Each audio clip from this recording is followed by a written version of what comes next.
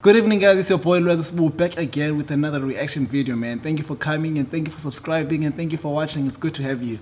Today's video is Japanese girl ask a long question about evolution. Wow. I'm proud that people are actually expanding their mind and they're trying to find answers. This makes me happy. And this will be answered by Dr. Zakir. So without wasting your time, guys, let's get to it. Your lecture. My name is Ayame from Japan, and Ayame from Japan. I want to ask a question about the evolution that is I learned in my high school as a scientific fact, but I found out that in Islam it is like the prohibited thing, so it is haram to think about the evolution because in Quran it is said that the God created the human, and also we have a Pokemon in my country, but in Saudi Arabia or UAE or Qatar, it is the fatwa was issued that the Pokemon is prohibited. So I feel so. I was wondering why it is so sensitive topic about the evolution and how the Muslims. What is prohibited? The Pokemon. Sorry, I don't understand the word. What? What is prohibited? You said. The concept of evolution. Concept of evolution. Yes. Prohibited. So I was wondering why it is so sensitive topic and how the Muslim people deal with it. Sister asked a very common question, and like her, even I studied in my school and university about the Darwin's theory that human beings have been evolved from ape. Sister, if you analyze what we learned in school was Darwin's theory, the theory of evolution. There is no book I have read so far which is titled The Fact of Evolution. It is theory of evolution. And in the beginning of my talk I said, I will not be talking about theories and hypotheses because many a times theories and hypotheses take your turn. If you read this book of Darwin by the name of Origin of Species, Darwin. And it says in this book that Darwin, he traveled to an island by the name of Calotropis and on a ship by the HMS Beagle, and he saw that the birds, they pecked in niches, and depending upon the niches they pecked, the beak became long and short.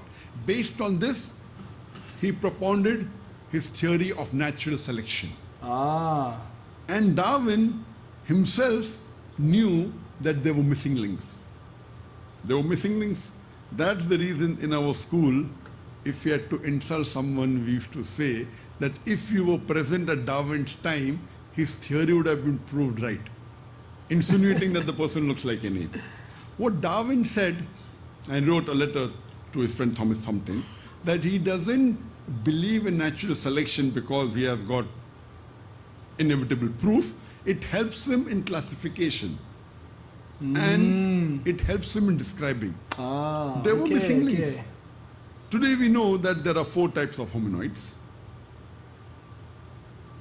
We have the Australopithecus, we have the Cro-Magnon, we have the Neanderthal man, and we know that there is no direct link between them. And according to P.P. Grassi, who held the chair of the study in the Sorbonne University in Paris, he said it is letting your imagination run too wild to claim that our ancestors were apes.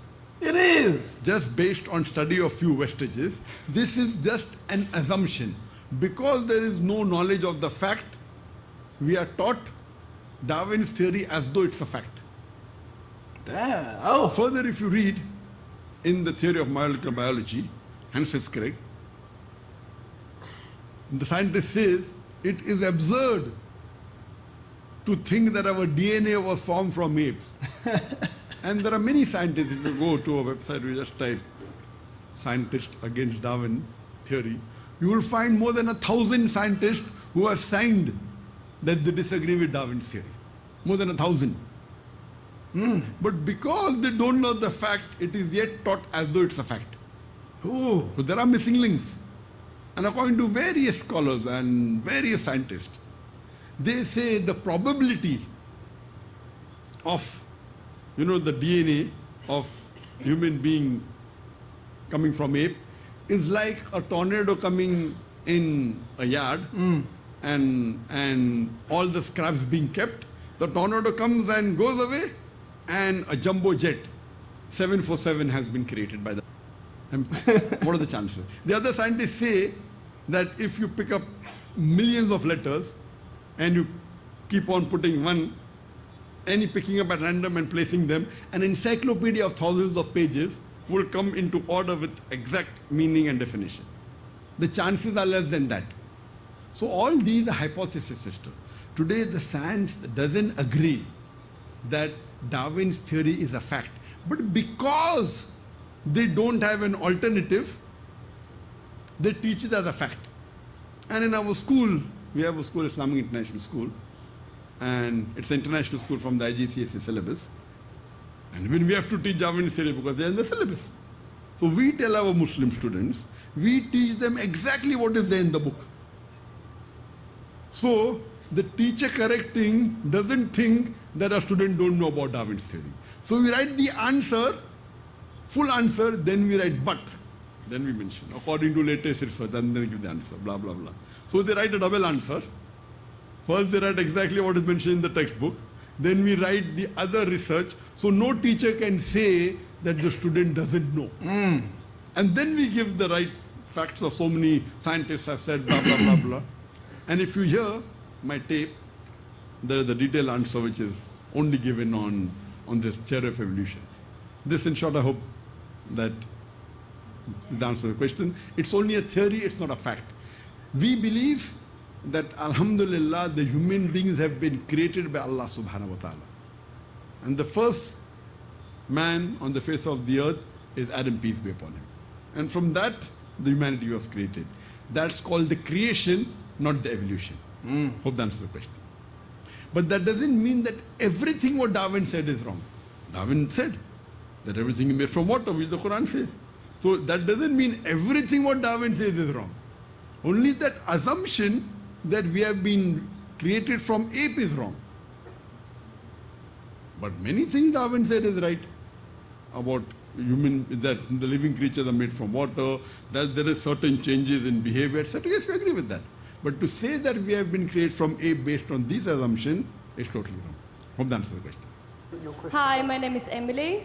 Yes, sister, how are you? I'm a professional dancer. That was I good. Want to know That was very good. about music and dancing in Quran and Islam, if it's halal, haram, or if it's something you can make good.